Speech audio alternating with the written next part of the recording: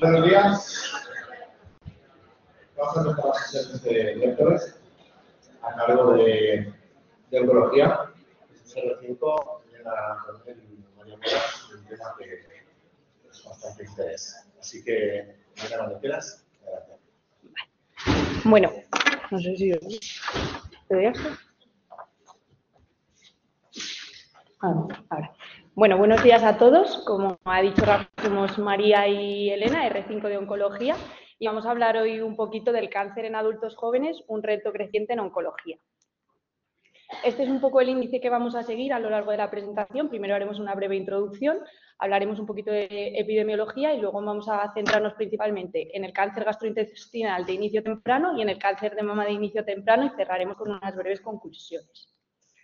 Como sabemos, el cáncer es una enfermedad multifactorial que afecta predominantemente a adultos por encima de 50 años, pero es verdad que en las últimas décadas se ha visto un aumento muy llamativo de la incidencia en pacientes menores de 50 años. Se distinguen en los estudios dos grupos. Por un lado, hay estudios que hablan de adultos jóvenes, que son entre 18 y 39 años, y otro grupo que es el subgrupo de pacientes de cáncer de inicio precoz, que son pacientes menores de 50 años, que es el grupo al que nos vamos a estar refiriendo a lo largo de la presentación. Es verdad que este aumento puede tener una cierta influencia por parte de la mejoría de las técnicas de cribado y la implementación de las mismas, pero no explica per se este aumento.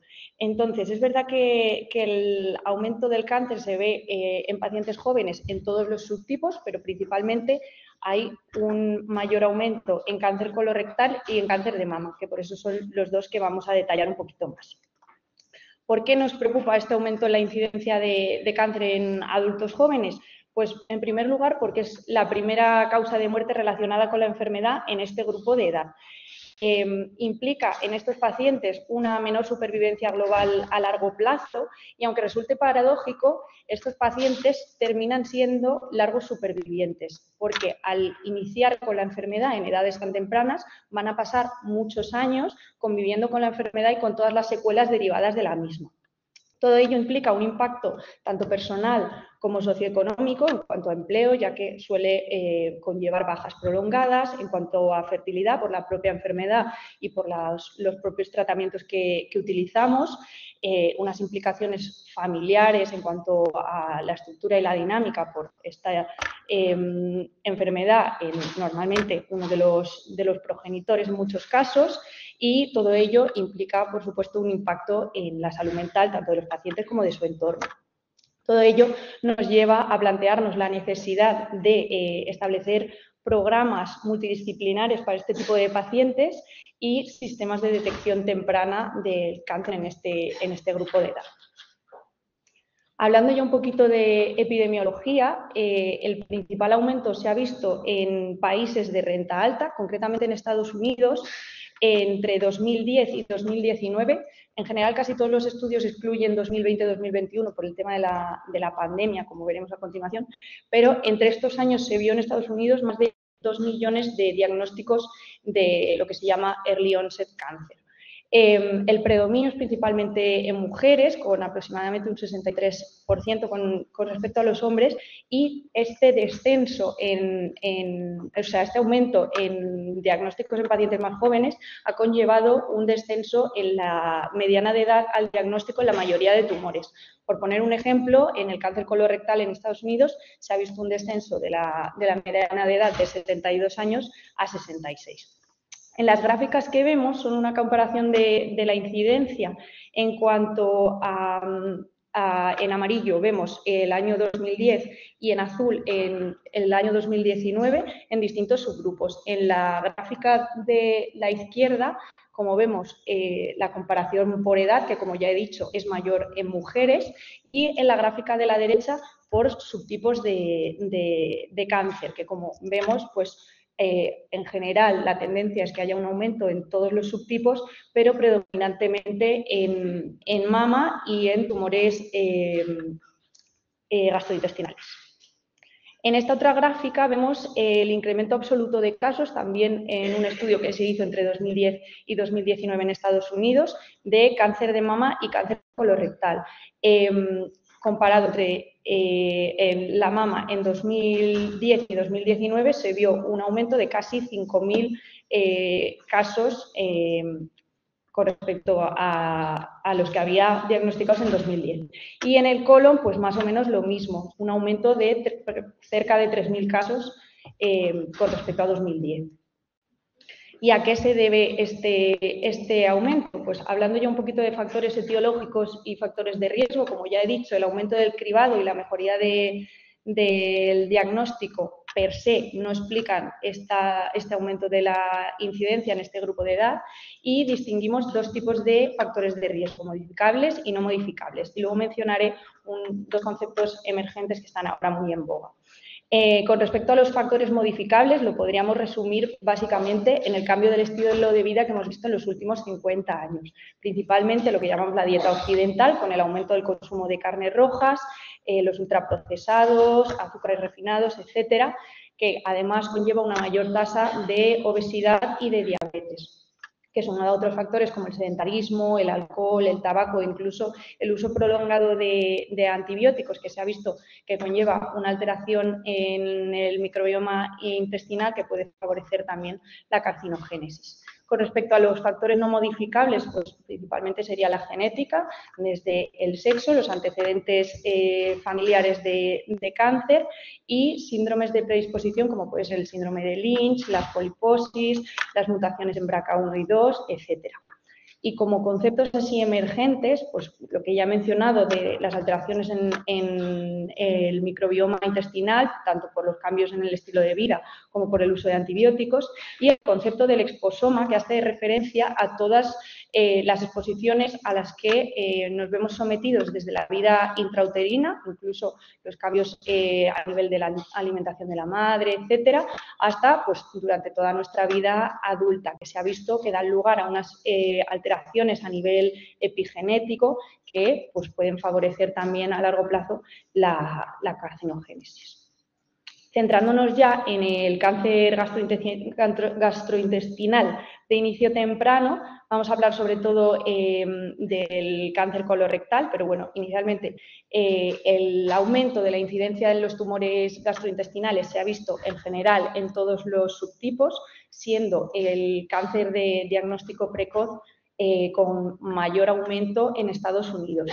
De ellos, el 54% corresponde al cáncer colorectal, como he dicho, es el que más ha aumentado, y dentro del cáncer colorectal, entre un 15 y un 30% de los casos de diagnóstico temprano se asocian, como veremos más adelante, a síndromes hereditarios. Siguiendo al cáncer colorectal, tendríamos el cáncer gástrico, el cáncer esofágico y ya un poquito por detrás el cáncer de páncreas. Con respecto a factores de riesgo de los tumores gastrointestinales en este grupo de edad, pues vemos similitudes con los que aplican en general a todos los tumores en cuanto al cambio de la dieta, el estilo de vida, la obesidad, alcohol, tabaco, etcétera, y más concretamente a nivel genético, sobre todo las mutaciones en BRCA1 y 2, tener historia familiar de tumores gastrointestinales. Y ya por su tipo de tumor, la enfermedad inflamatoria intestinal se asocia con un mayor riesgo de cáncer de colon y la infección por Helicobacter pylori y el aumento del consumo tanto de ahumados como de salazones con un mayor riesgo de cáncer gástrico.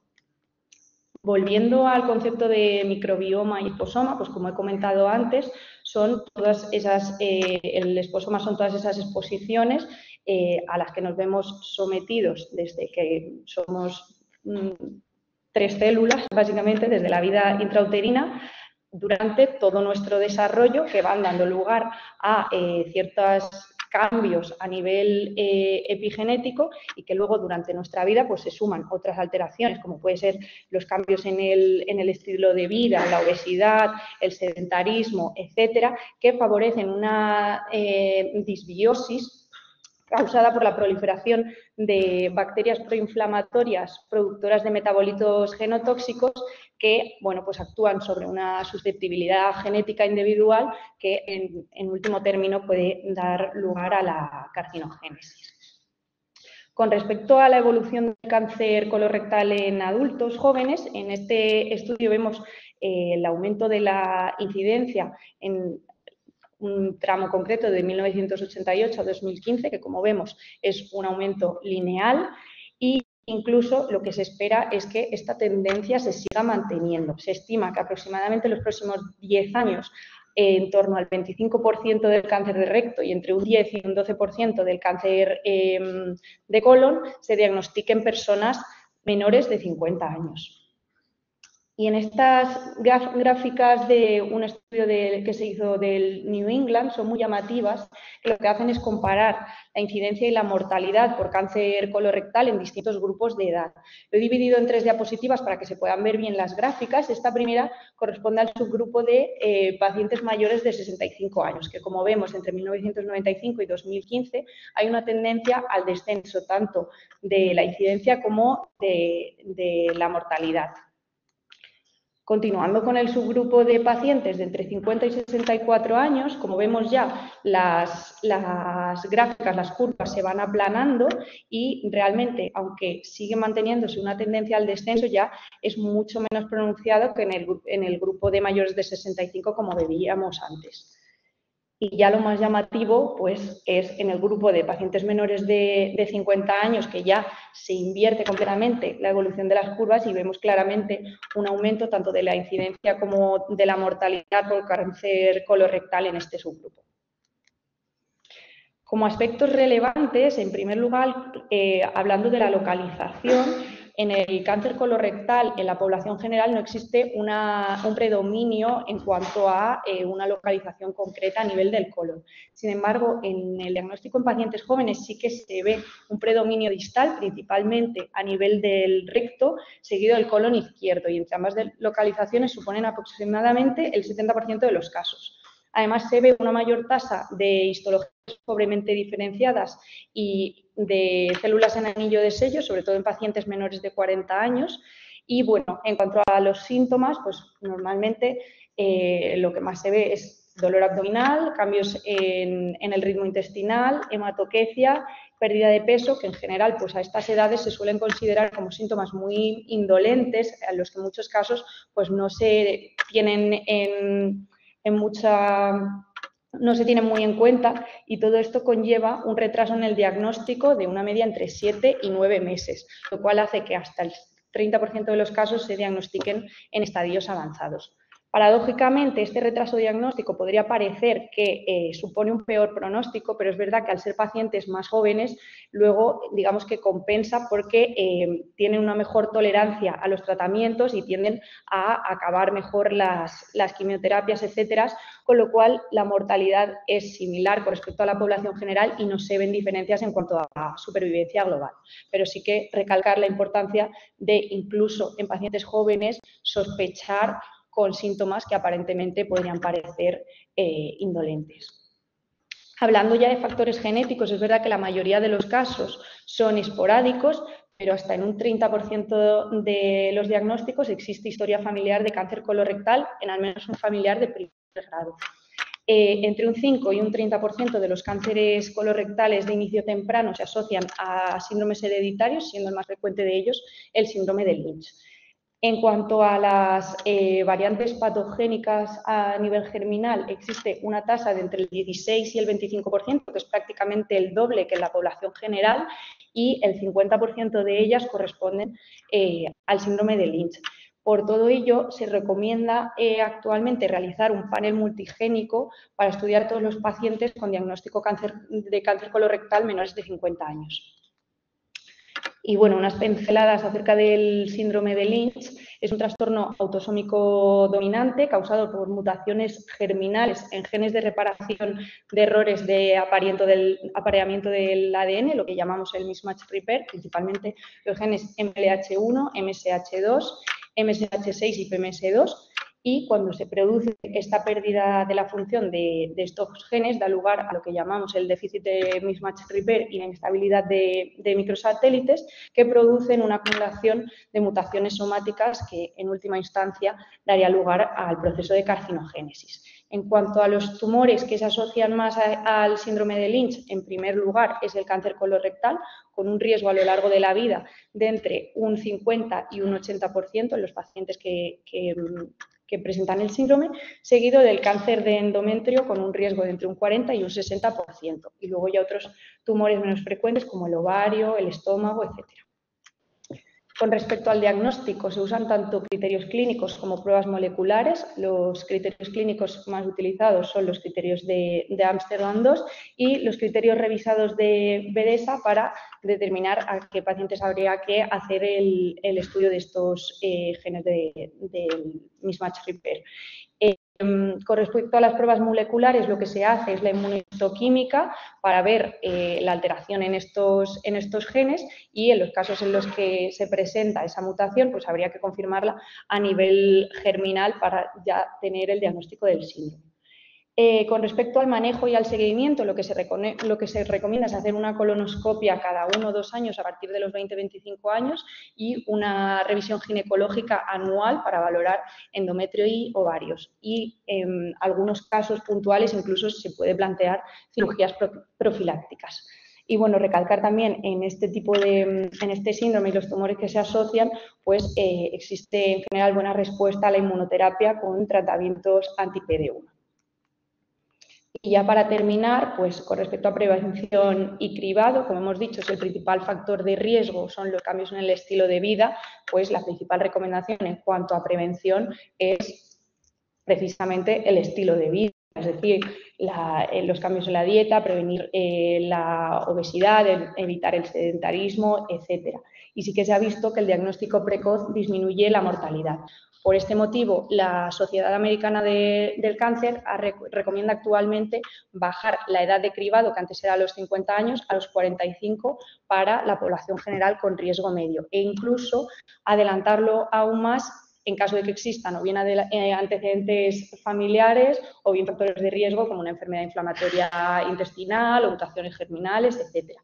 Y en la tabla pues vemos un poco el panorama actual en cuanto al cribado del cáncer colorectal actualmente en España, que lo que se recomienda en la población general es hacer una sangre oculta en heces cada 2 años a partir de los 50 años y una colonoscopia completa cada 10 años. Y luego ya en pacientes con alto riesgo, sea por antecedentes familiares o por tener en algún estudio previo adenomas avanzados, etcétera, se recomienda hacer una colonoscopia cada 5 años a partir o bien de los 40 años o bien 10 años antes del diagnóstico más joven en la familia. Y, por supuesto, en pacientes con sintomatología que pueda causar una sospecha de que exista cáncer colorectal, pues también se recomienda la colonoscopia independientemente de la edad. Y os dejo ya con María para hablar un poquito del cáncer de mama. De lo siguiente que vamos a hablar es del cáncer de mama, porque es otro de los tumores que se ha visto que ha aumentado mucho su incidencia en la población joven. El cáncer de mama es el segundo tumor más frecuente en España, detrás del cáncer colorectal, y se estima que va a haber unos 37.000 nuevos diagnósticos en el 2025. Es la primera causa de mortalidad por cáncer en mujeres y es la tercera causa de mortalidad por cáncer en la población total. Si revisamos cómo ha ido variando la incidencia del cáncer de mama a lo largo de los años, vemos que en la década de los 80-90 hubo un gran aumento en la incidencia, en el caso de España de hasta un 4% anual, y esto se debe principalmente a que fue el momento en que se implantaron los programas de cribado, y entonces hubo cada vez más diagnósticos. Y una vez que estos programas se establecieron, a partir de la década de los 2000, la incidencia comenzó a estabilizarse.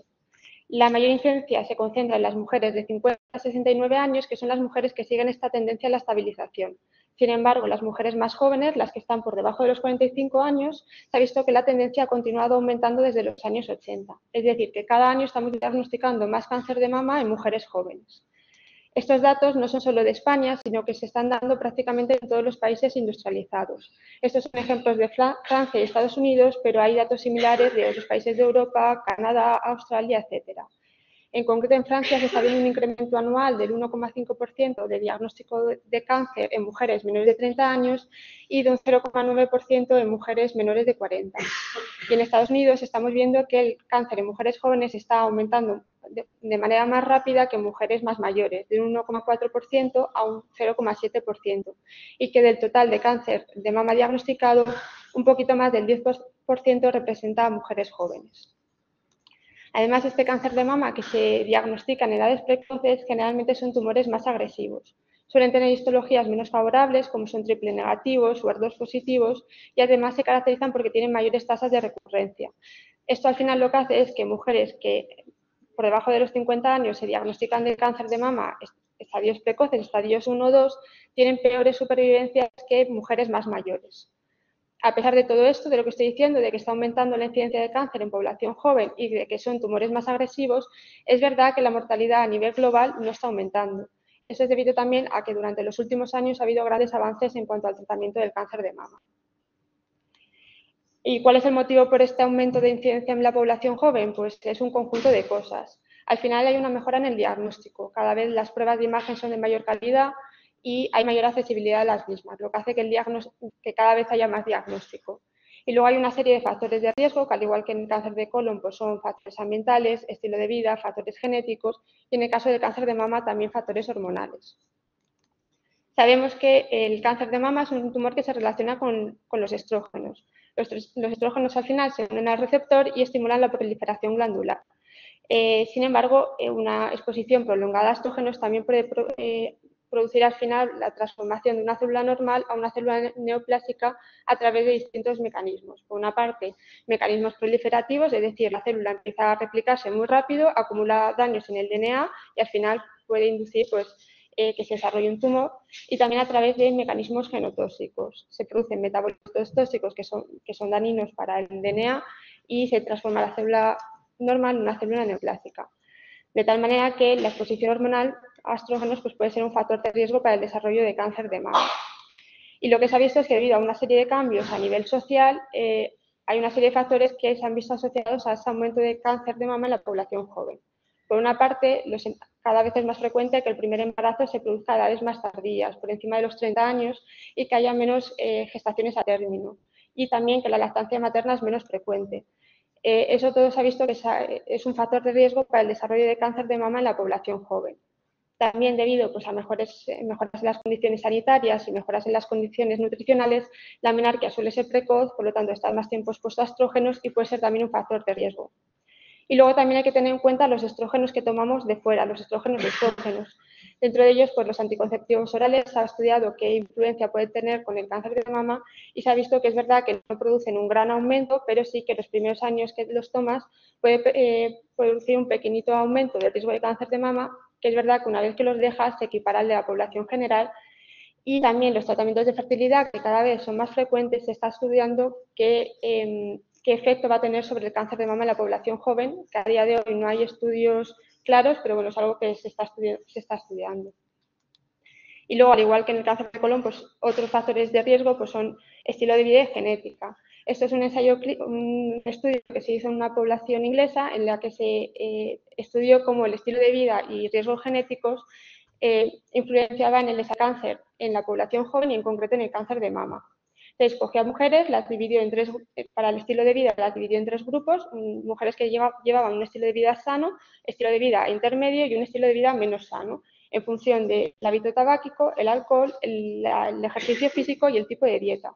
Y lo que se vio es que aquellas mujeres que tenían un estilo de vida menos sano tenían mayor riesgo de desarrollar cáncer de mama en edades menores de 50 años. Luego, para los factores genéticos, lo que utilizó es la puntuación de riesgo poligénico. Esta es una puntuación que se basa en la acumulación de variantes genéticas comunes que se han visto que están asociadas a cáncer de mama, y lo que se ha visto es que según acumulamos estas mutaciones, el riesgo de desarrollar cáncer de mama aumenta. O sea, tienes un 3 veces más riesgo de desarrollar cáncer de mama si tienes una puntuación de riesgo poligénico más alto. Y además que estos factores, aunque actúan de forma independiente, como es lógico, si vas acumulando factores de riesgo, también aumenta el riesgo de desarrollar cáncer de mama.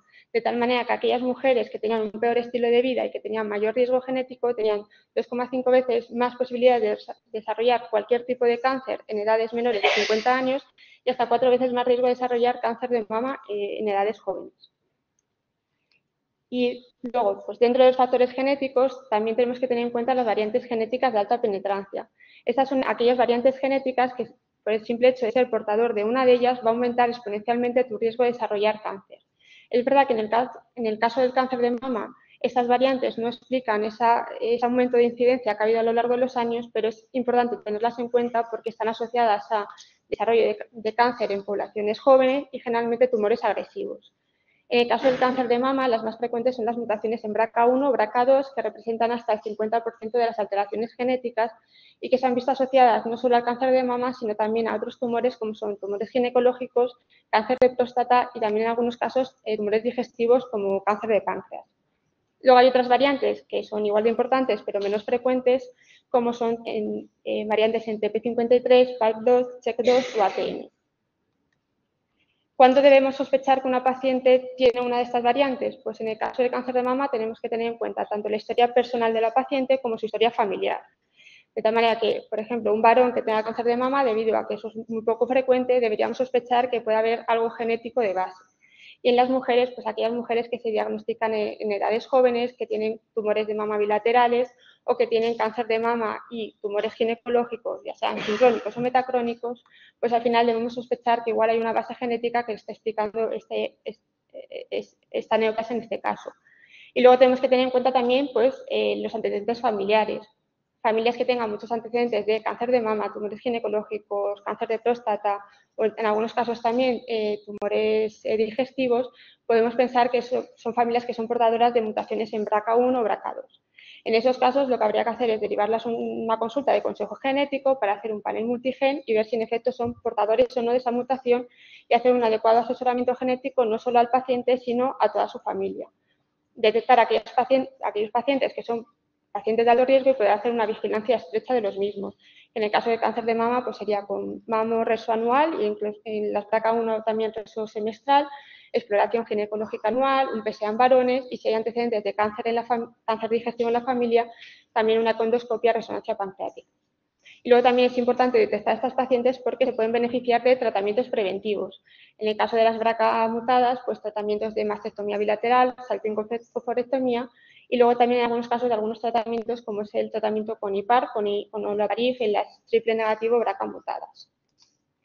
Entonces, como ideas generales, que lo que estamos viendo es que el cáncer en la población joven está aumentando, que supone un reto epidemiológico y clínico, que los más representativos son el cáncer de colon y mama y que este aumento de la incidencia se debe a un conjunto de factores de riesgo, tanto genéticos, estilo de vida, factores ambientales. Que es verdad que a nivel global la mortalidad no está aumentando, pero es importante este hecho porque hay que hacer una atención dedicada a esta población para mejorar la calidad de vida. Como ha dicho Elena antes, las edades jóvenes son unas edades de desarrollo y crecimiento en el que el diagnóstico del cáncer no es solo la enfermedad en sí, sino todo el contexto que lleva. Al final, el diagnóstico de cáncer en una edad precoz puede suponer un impacto psicológico muy grande y un impacto social. Son gente pues, que igual tiene que dejar sus trabajos, que está formando una familia o que incluso igual no ha cumplido sus deseos genésicos y se va a poner un tratamiento que puede dificultarlos, ¿no? Y luego también pues, que son pacientes que si se curan van a ser largos supervivientes.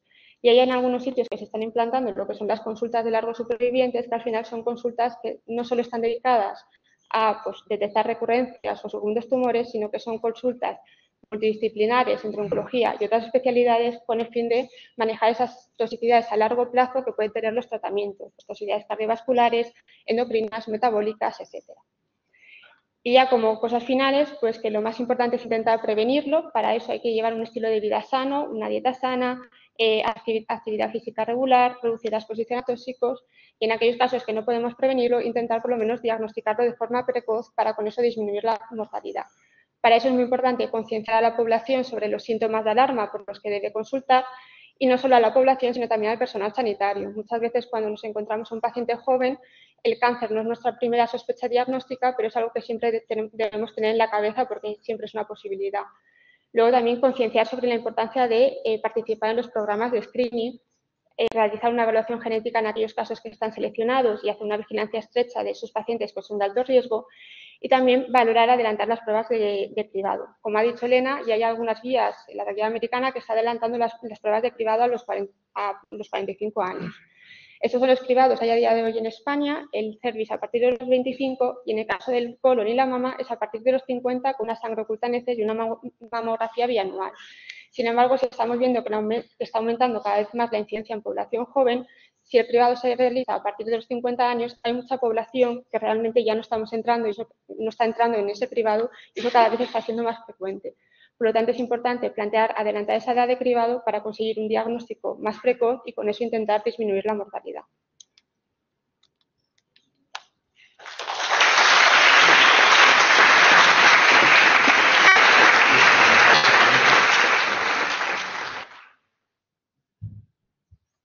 Bueno, la sesión fue bastante interesante. No sé si hay algún comentario o pregunta.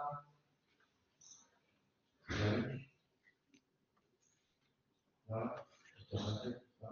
¿Está bien? Adelante.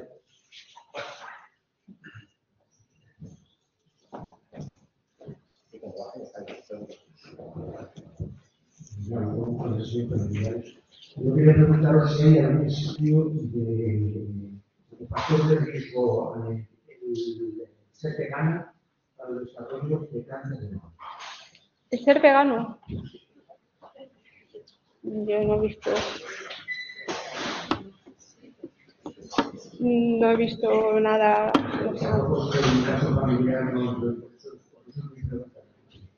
No, o sea, yo lo que he visto es como que una dieta pues más insana, más rica en grasas, en azúcares, sí, pero el tipo de dieta vegano tal no he visto ningún dato.